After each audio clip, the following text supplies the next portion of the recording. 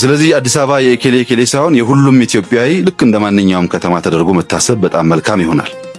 ከኦሮሚያ አንጻር በህገ መንግስቱ ያለው መብት ይከበር የሚባልበት ምክንያት ምንድነው የሚለውን ደግሞ በጣም ዋይዝ ሆኖ ማየት አስፈላጊ ነው። የአዲስ አበባ ከተማ ካፒታል ሲቲ ብቻ አይደለችም። የፌዴራል መቀመጫ ብቻ ሳትሆን ኢንዱስትሪያል ሲቲ ናት። በውስጧ ኢትዮጵያ ውስጥ በርካታ ፋብሪካ ከያዙ ከተሞች ትልቋ አዲስ አበባ ናት። በዚያ ምክንያት ከሷ የሚወጡ ከፋብሪካዎች የሚወጡ ቆሻሻዎች በቀጥታ የክልሉን የኦሮሚያን አጎራባች ክልል ፊንፊኔን ልዩ ዞን ጥቃት ያስከትላል። አንድ የዛሬ 10 እና 15 ዓመት አዲስ አበባን ስናቃት አሁን ያሉ ፎቆች አሁን ያሉ መሰረተ ልማቶች አልነበሩም። አብዛኛው ለአዲስ አበባ መሰረተ ልማት የሚመጣው ግብአት አሸዋም ሁሉም ሰሌክትድ ማቴሪያል ከኦሮሚያ አካባቢ ይመጣል። ከዚህ ወደ አዳማ ስትነዱ ግማሽ ተራራ ማግኘት ትችላላችሁ። የተፈጥሮ ሀብትን ታሳቢ ሳያደርግም ጭምር ተራራን አፍርሶ አፈር ይዛቅ ነበር ከዛ አካባቢ። ያ ብቻ አይደለም።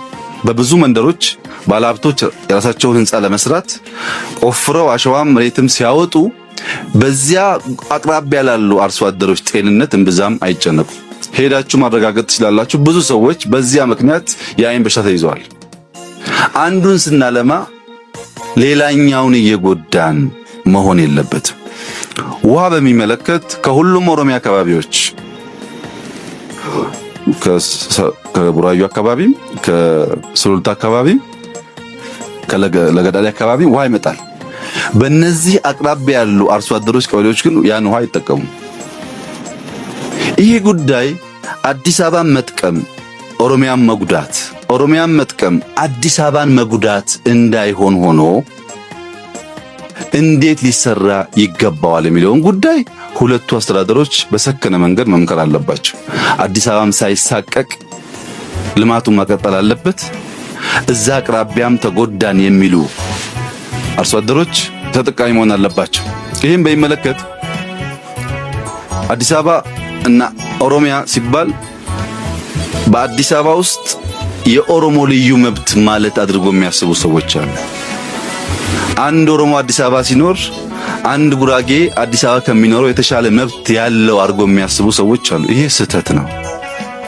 የኦሮሞ ክልል የኦሮሚያ ክልል ልዩ ጥቅም አለው ሲባል በሚያቀርበው ግብአት ልክ ሊያገኝ ይገባዋል ነው እንጂ እያንዳንዱ ኦሮሞ ከዛ እየመጣ እዚህ የተለየ ከሌሎች ዜጎች የተለየ ነገር ያገኛል ማለት አይደለም።